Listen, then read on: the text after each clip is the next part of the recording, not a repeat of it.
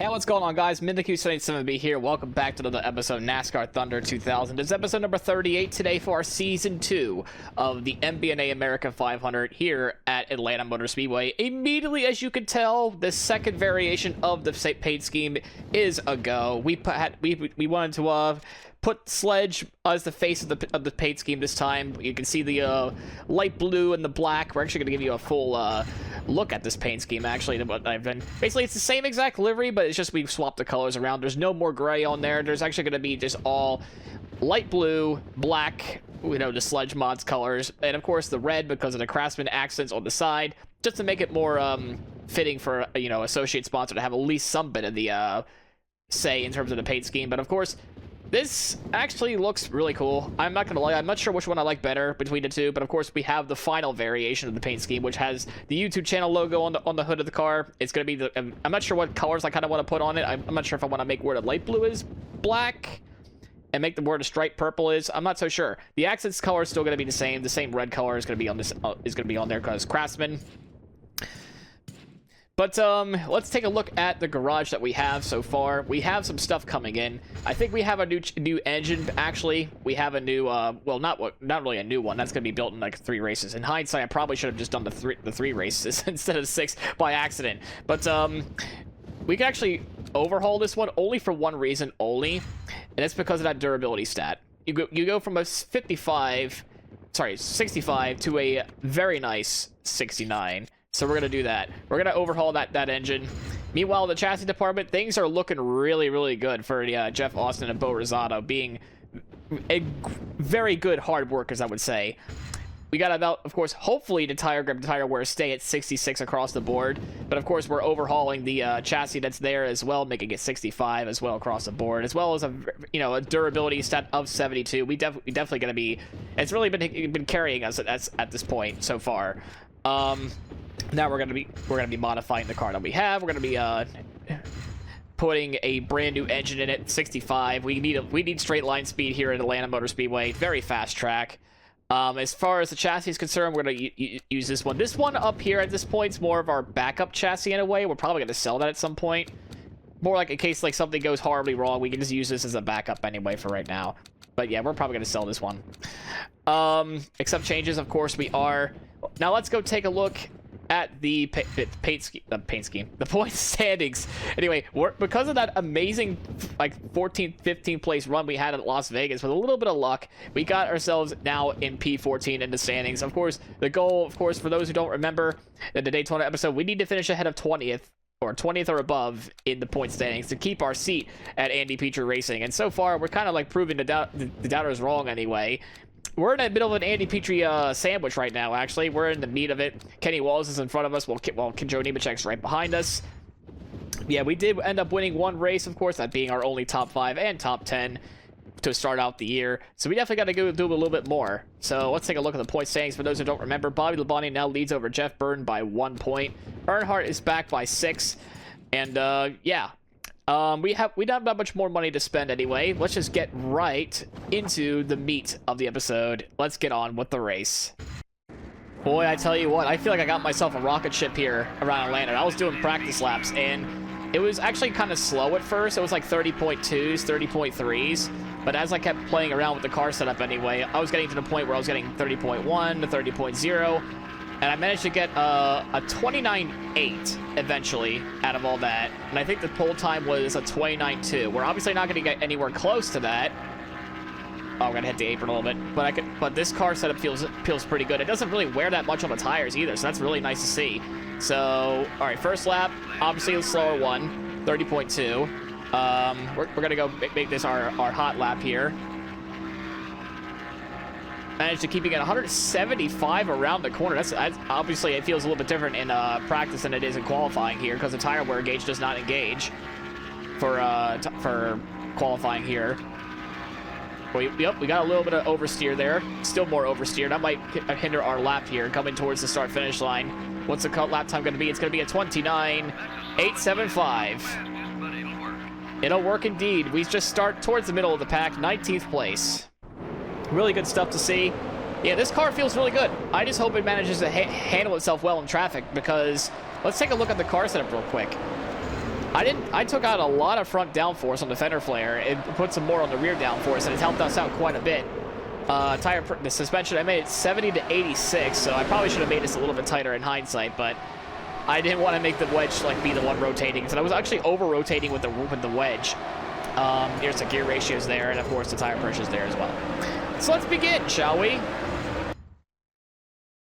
MRN welcomes you to Hampton, Georgia, site of today's NASCAR Winston Cup race, the MB&A America 500. This place has it all. They even have a 9-story office and condominium complex right here at the track. And there's always great racing to go along with the amenities. Isn't that right, Barney? The high speeds that can be reached here does make for some exciting racing. There's no restrictor plates to keep them from being able to pass either. It's just all out, flat, good old stock car racing with the best drivers in the business. I can't wait to get this one underway. The 56 car must have had problems in qualifying this week. Yeah, he's definitely not used to having to pick through traffic so early in a race. This could make it an exciting race for him, or it could be disastrous. You just never know when you start in the back. The 93 car looks to turn his luck around in this race. And trust me, it hasn't been for the lack of effort. Those guys have been working hard all season. Maybe they can right the ship with a good finish here. An unusual back-of-the-pack start for Dale Jarrett. Yeah, he was due for one of these bad starts, though. Nobody can start up front all year. You're going to have a bad qualifying run now and then.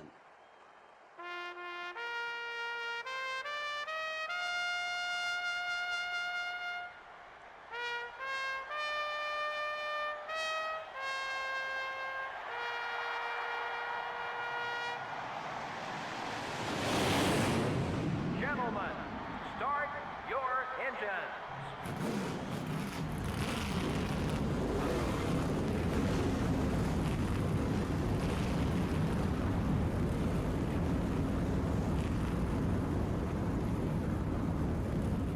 So it is Sterling Marlin that leads the grid here today, and of course Front Row Joe, proven why he's known as Front Row Joe, starting in second place here today.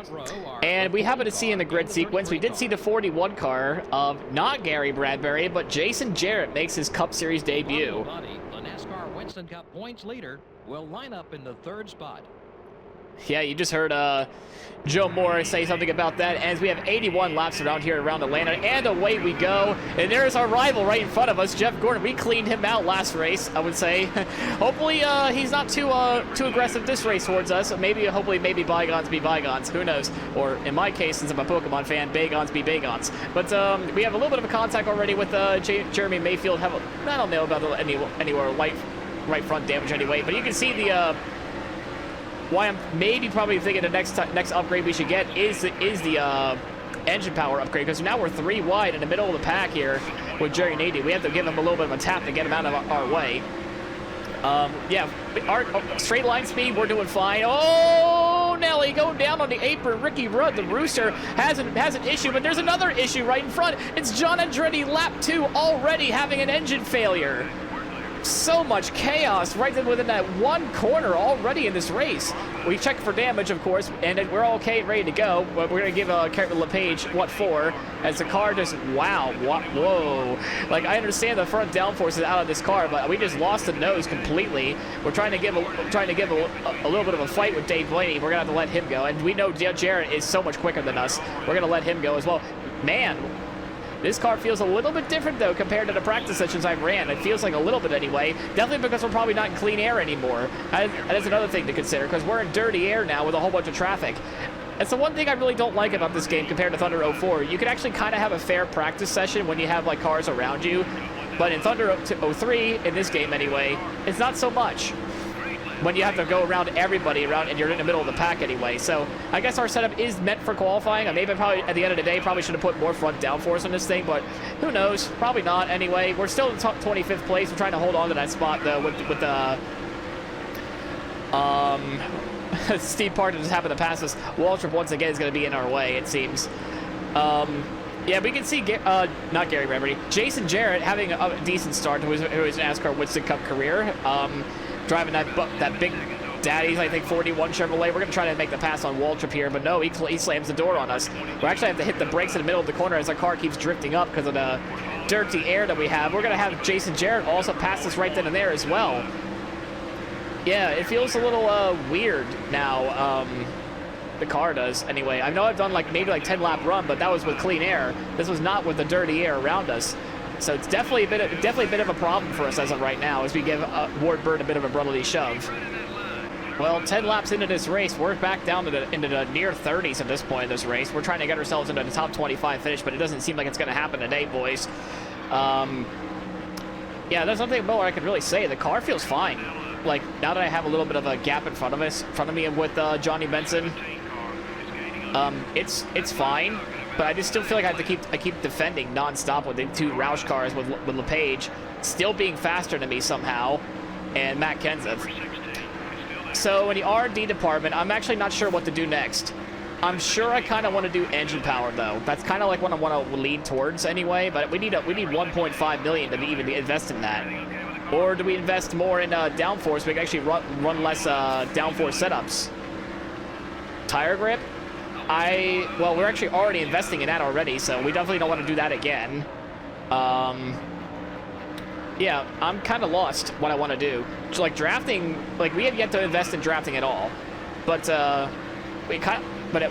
actually kind of fine in some areas with drafting. Like, it's not that big of a deal, but we're outside of top 30 now. Our teammate, Kenny Walls, is still back there as well. So definitely not a good day in the office for us as of right now. Tires are still looking good. We're still waiting to see, like, when does the right front actually do go out. We're going to try to make the pass again on Kevin LePage. Can we make it happen? No. Corner entry is not there. We keep running him wide up there. We're going to try to get the spot back, but we're going to lose another spot in exchange with Kenny Wallace getting the jump on us in the position department there.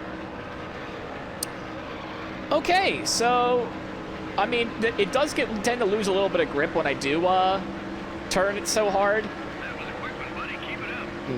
30.2, the tires are starting to fall off a little bit, it seems, but and again, it's what happens when you kind of push it every lap or so, trying to give it all you got with what you got each week. It's just so, I mean, we're not going to be finishing dead last at least, or at least what it looks like on the graph anyway, but, you know, this is the point of the career mode where we really can't have these runs. Like, we really need to have, like, midfield runs, because, again, I keep saying this every episode, that the top 20 is how we keep our seat at Andy Petrie Racing. We have to get a top 20. And maybe if we don't want to stay at Andy Petrie Racing, we want to try to see if we can get other teams to recognize us. You know, it's our career. It's 2001. Our contract ends at the end of this year. We got to see what our options are available before we even do anything. Like, yeah, we're a Daytona 500 winner, and they would love to go see, have a Daytona 500 winner be in the fray, in the mixture. We're going to have a multi-win season, but thanks to the super speedways. But, you know, I want to do more than what we did than just those. We need to be good on the tracks that actually matter, like this, as we keep falling down the order still.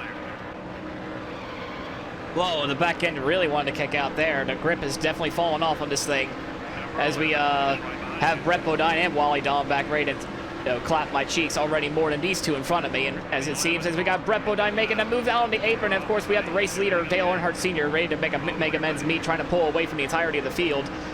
And he's having a bit of a gap now between himself and Bobby Labonte, so this might be an absolute championship battle between them two, and hopefully this season around.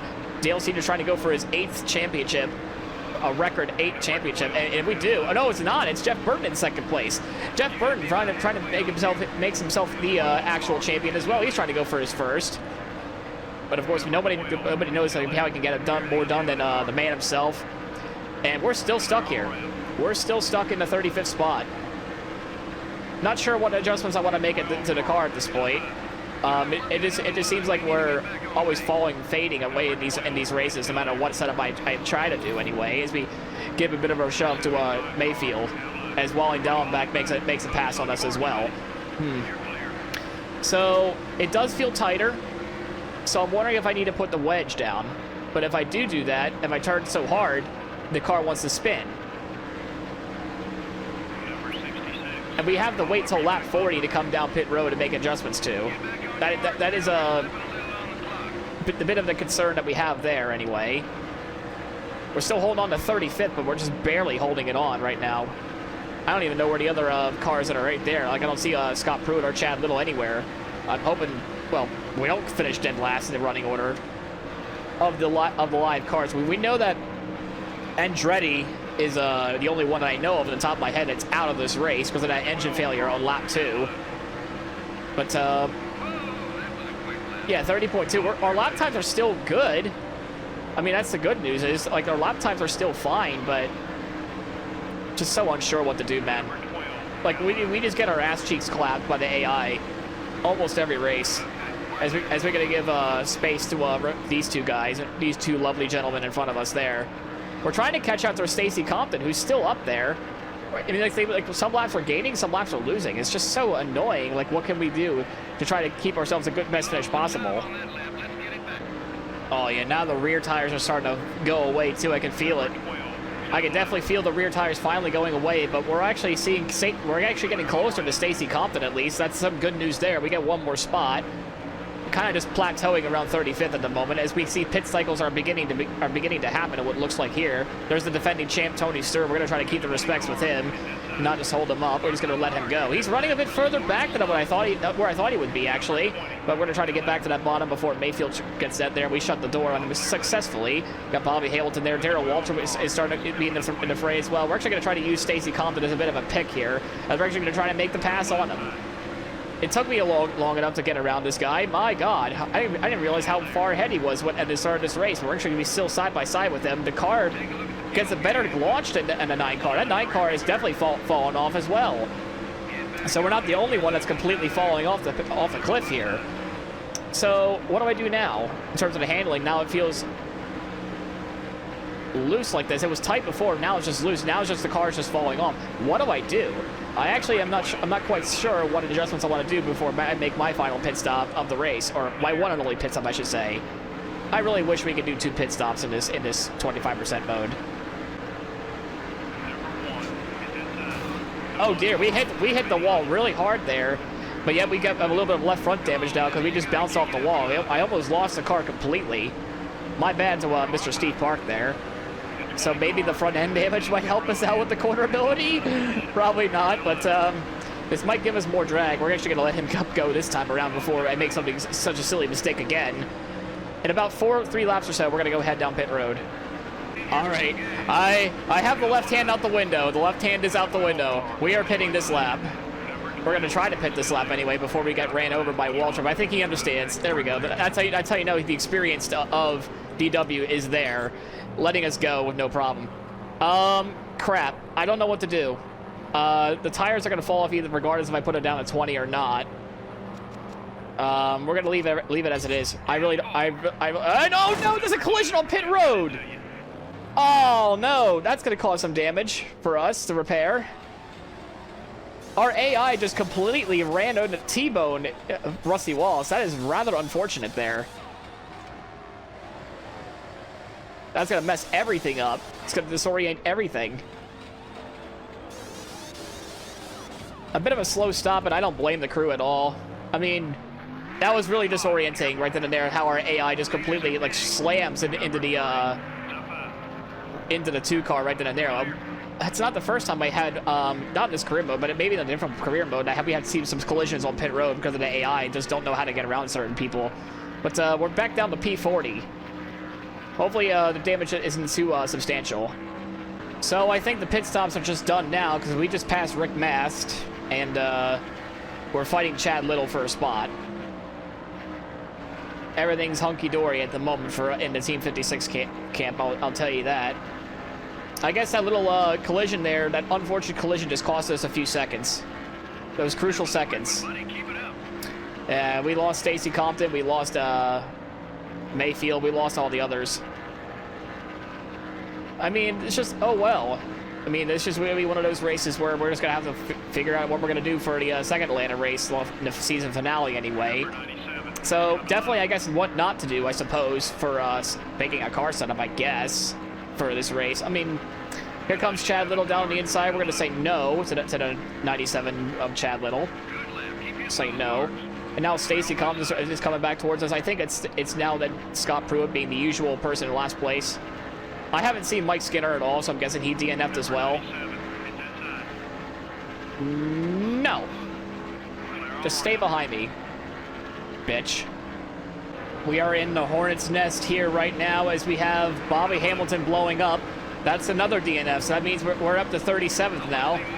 I was hoping for somebody else that's not named him to go blow him up, because obviously, one, for personal reasons, and two, well, we're way ahead of him in the point standings as of right now. We really don't need him to blow up, really. We need like a better, like a more higher performance driver that's like well ahead of us in the point standings, like, I don't know, Jeff Gordon, or no, I don't think he's ahead of us in the standings anymore.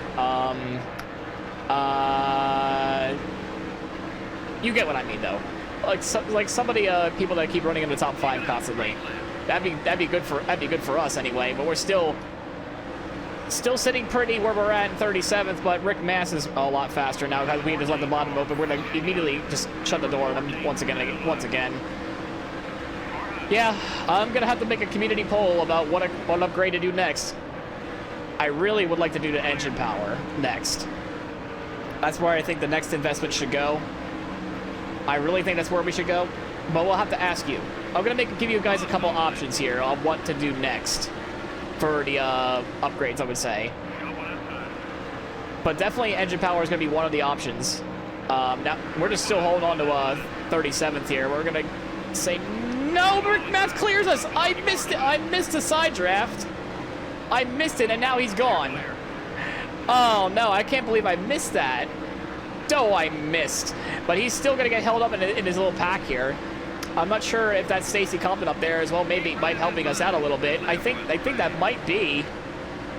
I think that might be him. A bit of a saving grace, I think, is going to be that. No, that is the 90s. That's the 77 of Robert Presley. I don't know why I had hope for a minute. I thought I told myself rule number 1 in life: never experience hope. Yeah, now the front tires are gone as well. I don't even know where Scott Pruitt is, but I know we're going to be competing against him pretty soon. As we make Chad Little eat the wall. How'd that taste, buddy? So about 10 laps to go for us in this race anyway. We're about to get lapped again by the leader pretty much about, I would say, 2-3 laps time, I would say. Them two have just been really, really quick. I think it's Earnhardt and Jeff Burton still at it. We got Scary Terry right behind us, as well as Jeff Bodine. Nice to see him race again in that 60 car. He's been kind of a legend in the sport around this point in time. Meanwhile, I've just been using these two as a bit of a tow, actually, for us, because I think we're catching up to Stacy Compton there towards the end of this run. So we can actually snipe 37th away. Again, can't believe I'm actually being hyped up for 37th place, but I feel like we're on the attack here. Like, we're actually making substantial progress on him, but we're going to have to let the 5 and the 60 go by, because we messed up the corner yet again, and our tires just seem to be going away really, really much. Yeah, I'm kind of like lost. I'm actually lost with what I want to do when it comes to like the upgrades. It seems like no matter what we do in the 1.5 miles, not named Vegas, because we had a little bit of luck involved with Las Vegas, we're still kind of chilling like a Scoville right now in the 38th spot each week. And that's without like a little bit of body slamming and a little bit of a nudging and brotherly shoves that I give, I trademark that word in this channel, as well as the Philadelphia Eagles. But of course, still 38th. We're probably going to get 37th because Stacy Compton's just a little bit slower, but Rick Mass is just gone from up there. We let him go, and yeah, that's all she wrote. We're just kind of trying to use Dave Blaney as a tow, and he's using somebody else as a tow, so that's been not good for us. Yeah, it's just between Earnhardt Sr. and Jeff Burton. Earnhardt, I think, might be going for his 2nd win of the season. I'm probably incorrect about that, but yeah, he's going to go by, no problem. Rusty Wallace is trying to put up a fight as well, but Dale Earnhardt Jr. unfortunately is a lap down. And that's all she wrote with Earnhardt Jr.'s career in this game so far, really. Just him being lapped down each race, I'm afraid. Yeah, I think we ran out of time. I think our tires are just gone now, trying to catch up to Stacy Compton. Yeah, it kind of looks to be that way. We're 3 laps down now. We only have a few more laps to go in this race. And we're just going to take our check and go home, I would say. Nothing we can do. We're now 1 lap to go in this race. We let Kenny Wallace and, of course, Matt Kenseth go by. We're still 3 laps down in this race. I don't think we're going to catch Stacy Compton at all, and that just sealed it right then and there if it wasn't the case already. Yep, I guess it's just back to the drawing board for the car setups, because I thought I made a breakthrough, and you can see by the lap time there, that's the fastest we ever been. There's a 29.819. I mean, it's quick. That's the sad part. The car is quick, but it just still doesn't last compared to like the AI still. So back to the drawing board we go. We've ended up 38th. Earnhardt Sr. probably won this race. Yep, he did. And yeah, that's all she wrote. It was all green flag racing in this one. You know, that's pretty amazing. It says a lot about the quality and true talent of these NASCAR Winston Cup drivers. The 56 car took excellent care of his race car. Yeah, you never quite know what's going to happen in these NASCAR Winston Cup races. When you finish a race and your car still looks brand new, you've done one heck of a job as a driver. We hope you enjoyed today's race as much as we enjoyed bringing it to you. So long. We'll see you next week at the Darlington Raceway. So it is the Intimidator once again being the winningest driver of this entire playthrough, I would say, like hands down. I think he's probably like won like either like 9 or 10 races already in this entire playthrough. I mean, he hasn't gotten that 8th championship yet, but he certainly looks like a favorite this time around. Hopefully his consistency will actually manage to be able to be quite well and not have some unlucky breaks. As for us, though, we really need to do something. It's so hard to figure out what to invest in next. I mean, our chassis grip's not coming until like another few races. But yeah, I'll have to make a poll for you guys and figure that out for me, I would suppose. But yeah, the man, the myth, the legend, Dale Sr. once again fighting to get himself in victory lane. Man, that win counter keeps going up and up. Well, at least we're getting consistent sponsorship income. I guess there's that anyway. As we take a look at the race results, of course, we know that Dale Sr. has won, yet for leading 57 laps. He's going to get the max points day. Jeff Burton ends up in 2nd. Rusty Wallace 3rd. Bobby Labonte ends up in 4th. The Rooster ends up in 5th. Tony Stewart 6th. Jeff Gordon with a 7th place run. Steve Park from 33rd to 8th. What a climb for him. Sterling Marlin gets 9th, and Joe Nemechek, our teammate, ends up in the 10th spot. As we take a look at the rest of the grid, our defending race winner, now a full season winless streak for Johnny Benson. That's a bit sad to see. Hopefully at some point he'll win a race again. Our other teammate finishes 19th. So a bit of a mixed bag day. We had some good and some bad moments here in this race. Jason Jarrett ends up in 29th for his first career start. A lot better than what Gary Bradbury would have done, I would say. And we have 3 DNFs of Bobby Hamilton, Mike Skinner, and John Andretti as well. Well, we win a little bit of money this race, I would say. We were at $2 million before the episode began. Now we're at $2.01 million. So definitely good stuff to see for us there. Now let's take a look at that chassis. Is it really 66 across the board? No, it's even better. It's 68 tire grip and 66 tire wear. So definitely we're going to be testing that out pretty soon for our next episode anyway. We're going to let this chassis go to take a, sit aside a little while. But yeah, this has been a very, very good stuff for our chassis department anyway. Nice stuff to see. Maybe I wonder if that's because our new tire grips module's coming in pretty soon. I don't know. Speaking of, how many more races to go do we have that? Oh, okay. In the R&D department, we have 3 races left. I think we could build another chassis within 3 races. I think we can. So that's gonna be nice stuff to see.